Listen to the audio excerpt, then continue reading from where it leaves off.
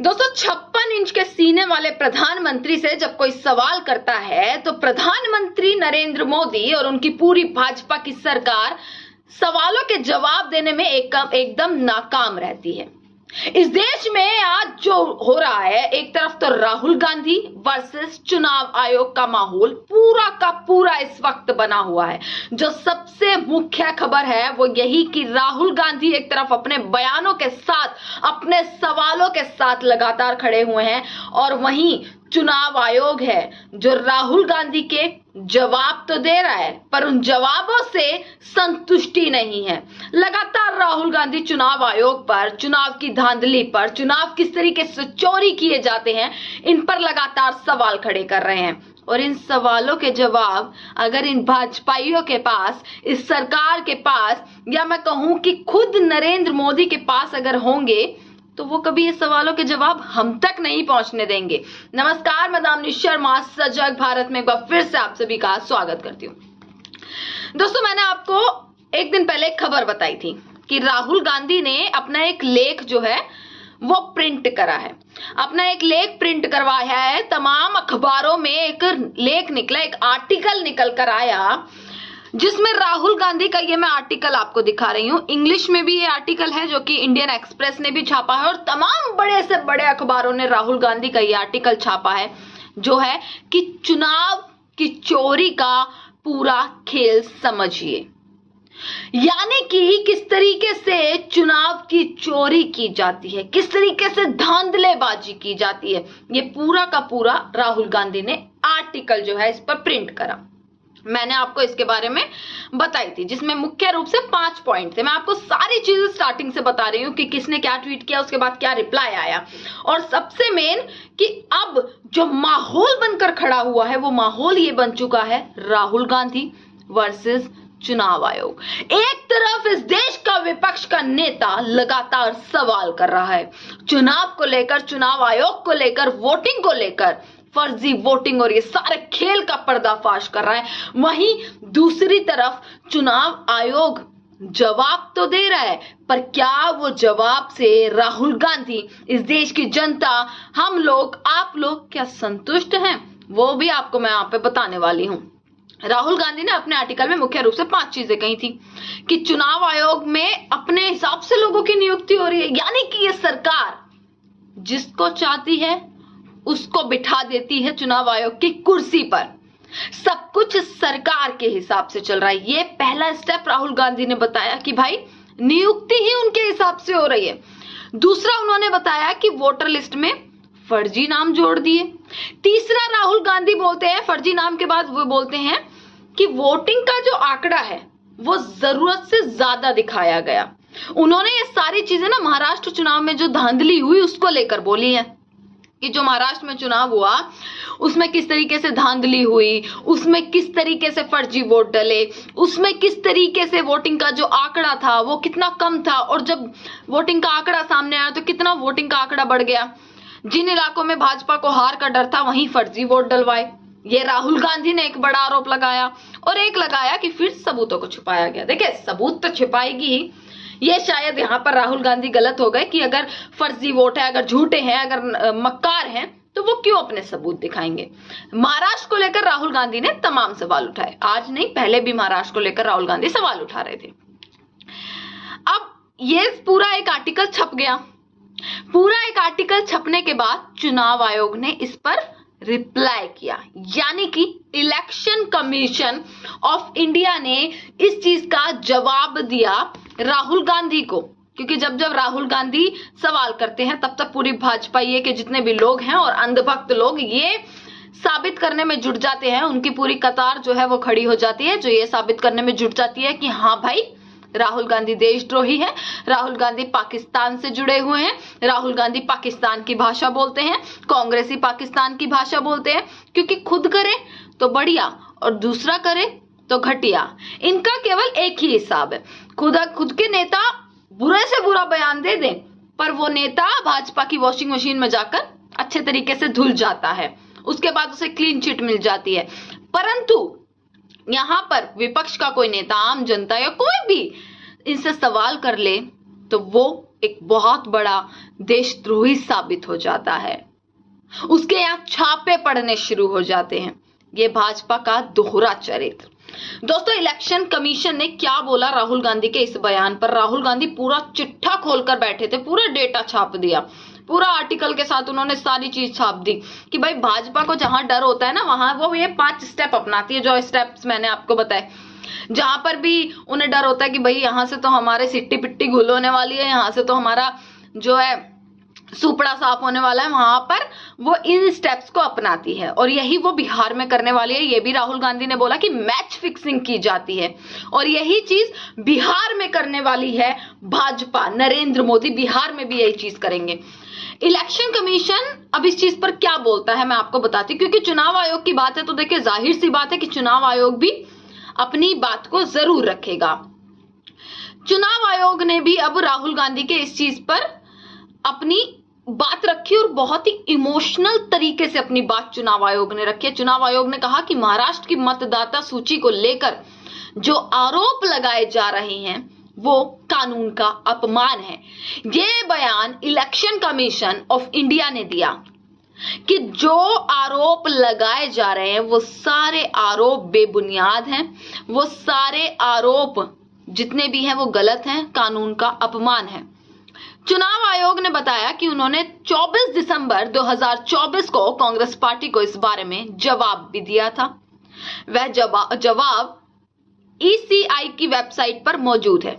ECI यानी कि election commission of India की वेबसाइट पर वो जवाब मौजूद है। इलेक्शन कमीशन ऑफ इंडिया का कहना है कि ऐसा लगता है कि इन तथ्यों को बार बार अनदेखा किया जा रहा है और फिर से वही मुद्दे उठाए जा रहे हैं।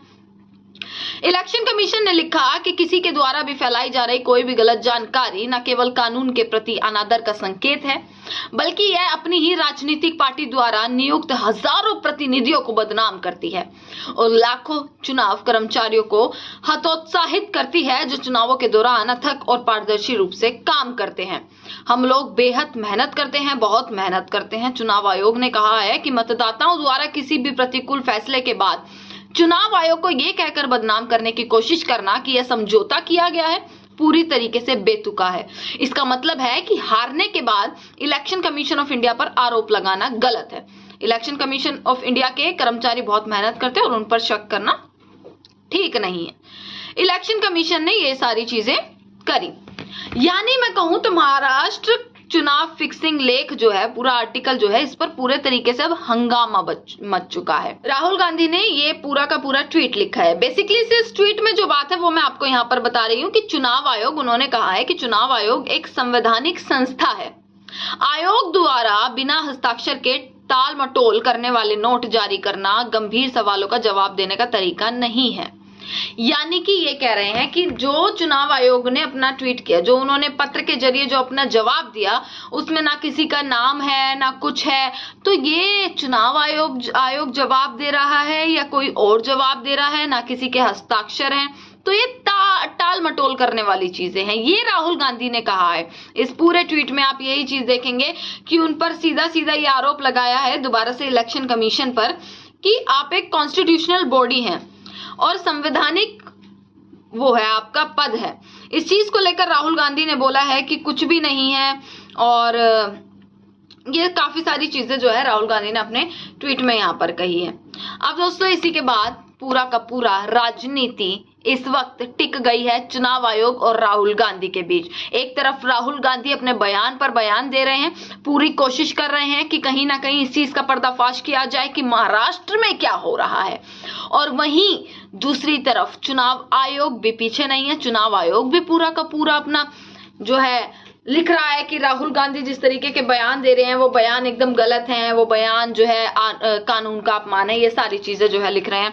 तो जब से राहुल गांधी और चुनाव आयोग के बयान आने शुरू हुए हैं, वहीं पर कांग्रेस के तमाम नेता, तमाम बड़े चेहरे जो है वो राहुल गांधी की बात को रख रहे हैं कि किस तरीके से राहुल गांधी और उनके सवाल आखिरकार क्या है, और अगर वो उनके सवाल हैं तो चुनाव आयोग उस चीज के जवाब क्यों नहीं दे रहा।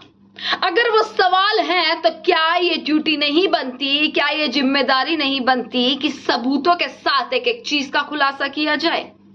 क्या ये नहीं बनता चुनाव आयोग की तरफ से भी कि अगर वो राहुल गांधी को ये बोल रहे हैं कि भाई कानून का अपमान है, इस तरीके से चीजें जो है वो सामने आ रही हैं, तो एक एक चीज सामने रखिए, एक एक चीज खुलनी चाहिए, एक एक चीज का पर्दाफाश होना चाहिए।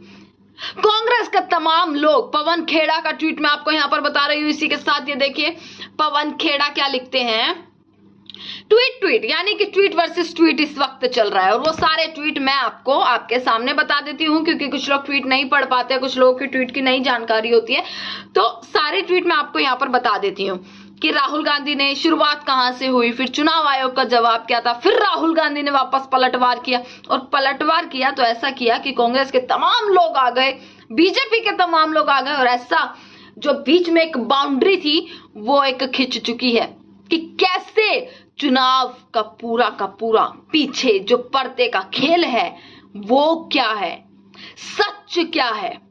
पवन खेड़ा का ट्वीट बताती हूं, फिर जेपी नड्डा का ट्वीट मैं आपको बताती हूं, आप उसी से समझ जाएंगे कि राहुल गांधी कुछ भी बोले उसका किस तरीके से वो तीर कहां जाकर लगता है, वो तीर कहां जाकर भाजपा वालों को लगता है, क्योंकि उनके जवाब नहीं मिलेंगे।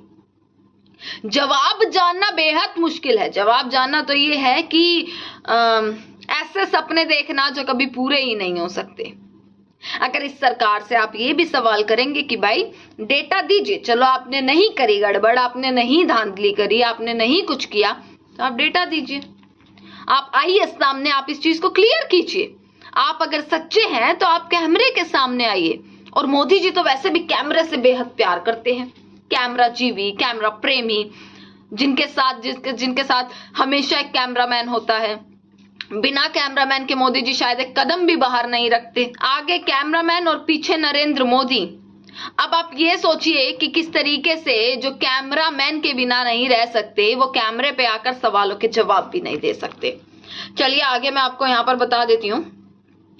पवन खेड़ा का ट्वीट मैं आपको यहाँ पर बता रही हूँ दोस्तों, कि पवन खेड़ा लिखते हैं कि नेता विपक्ष राहुल गांधी जी ने जो लेख लिखा वह उनके नाम से प्रकाशित हुआ, लेकिन जो जवाब आया उस बारे में हमें नहीं पता कि वह पत्र चुनाव आयोग ने लिखा या नहीं, क्योंकि उस पत्र पर ना ही कोई नाम था, ना ही कोई हस्ताक्षर, कुछ भी नहीं है। जैसा कि मैंने आपको पहले बताया कि जो पत्र आया उसमें ना ही कोई साइन है, ना ही कोई नाम है, जिसकी वजह से उन्हें पता ही नहीं है कि भाई चुनाव आयोग ये पत्र भेज रहा है या कौन भेज रहा है। जो संस्था अपने पत्र पर खुद के हस्ताक्षर नहीं कर सकती, हम उसकी प्रामाणिकता पर कैसे भरोसा कर सकते हैं। हमारे सवाल बड़े स्पष्ट हैं कि महाराष्ट्र में 5 साल में सिर्फ 31 लाख नए मतदाता जुड़े, लेकिन विधानसभा और लोकसभा चुनाव के बीच के 5 महीनों में 41 लाख नए मतदाता कैसे जुड़ गए, ये पहला सवाल। ये दूसरा सवाल कि प्रोविजनल वोटर टर्नआउट 58.73% प्रतिशत होता है, तो फिर फाइनल टर्नआउट 66% कैसे हो सकता है। शाम 5 बजे के बाद मतदान की वीडियोग्राफी कहां है। ये सवाल तब भी उठ रहे थे कि 5 बजे के बाद की वीडियोग्राफी कहां गई। उसके बाद तो आई, और उसके बाद डेटा बदल गया, उसके बाद सारे के सारे वोटर जो टर्नआउट था वो बदल गया इतनी जल्दी। चुनाव आयुक्त को चुनने की प्रक्रिया में से चीफ जस्टिस को हटाकर गृह मंत्री को लाया गया। आखिर सरकार की नीयत में क्या खोट था। महाराष्ट्र में लोकसभा 2024 और विधानसभा 2024 दोनों चुनावों की मतदाता सूची सार्वजनिक क्यों नहीं की जा रही है, ये पवन खेड़ा ने लिखा है। ये सवाल लगातार उठा रही है कांग्रेस। भाई दिखाइए, आप प्रूफ दिखाइए। अगर चुनाव आयोग ये पत्र लिख रहा है तो अपना नाम दिखाइए, उस पर अपने हस्ताक्षर दिखाइए, कोई सिग्नेचर दिखाइए, कुछ दिखाइए जिससे हमें पता लगे कि हाँ भाई आपने ये लिखा है। और अगर है सारी चीज तो खुलासा कीजिए। आप गलत ठहराइए, आप राहुल गांधी को गलत ठहराइए, आप कांग्रेस को गलत ठहराइए, तो सवाल उन पर भी खड़े होंगे कि अगर सब कुछ डेटा सामने आता है तो कांग्रेस की कोई हैसियत नहीं है, कांग्रेस की कोई जिम्मेदारी नहीं बनती कि वो इस तरीके के सवाल फिर उठाए। अगर सब डेटा है और वह डेटा सामने आता है, अगर एक एक चीज प्रूव होती है, तो कांग्रेस का भी बहिष्कार पूरा का पूरा किया जाएगा।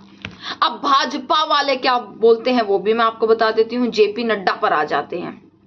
एक एक चीज मैं आपको यहां पर दोस्तों क्लियर कर रही हूं कि जेपी नड्डा ने क्या लिखा है। जेपी नड्डा का ट्वीट आप पढ़ेंगे तो जेपी नड्डा लिखते हैं कि राहुल गांधी का नया लेख चुनाव हारने की उनकी उदासी और हताशा के कारण फर्जी कहानियां गढ़ने का एक खाका है।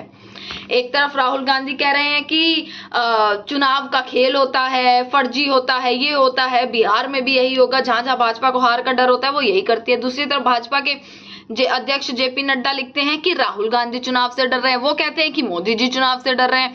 भाजपा के अध्यक्ष लिखते हैं आगे कि वह सब स्टेप बाय स्टेप करते हैं।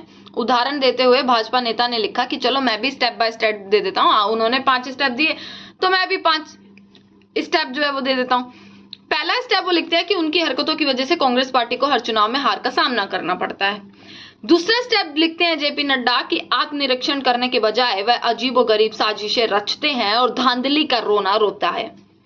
तीसरा स्टेप लिखते हैं कि सभी तथ्यों और आंकड़ों को नजरअंदाज करते हैं। चौथा स्टेप लिखते हैं कि बिना किसी सबूत के संस्थाओं को बदनाम करते हैं। और 5वां कि तथ्यों से ज्यादा सुर्खियां बटोरने की उम्मीद करते हैं। दोस्तों, इस वीडियो में मैंने आपको एक एक चीज बता दी कि राहुल गांधी किस तरीके से चुनाव पर आरोप लगा रहे हैं, किस तरीके से चुनाव की धांधली का उन्होंने लेख लिखा, उस पर चुनाव आयोग का किस तरीके से रिप्लाई आया। फिर राहुल गांधी ने पलटवार किया, इधर से राहुल गांधी ने पलटवार किया, वैसे ही भाजपा वालों को ऐसी मिर्ची लगी कि वो अपना पलटवार लेकर बैठ गए, वो अपने सवाल लेकर बैठ गए, वो अपने तथ्य लेकर बैठ गए। पर खुलासा नहीं हो रहा है कि आखिरकार असल में बात क्या है। इस चीज का खुलासा नहीं हो रहा कि सच है तो क्या है, वो सच सामने आना चाहिए। तमाम खबरें आप तक पहुंचाते रहेंगे। देखते रहिएगा सजग भारत। आपका बहुत बहुत शुक्रिया।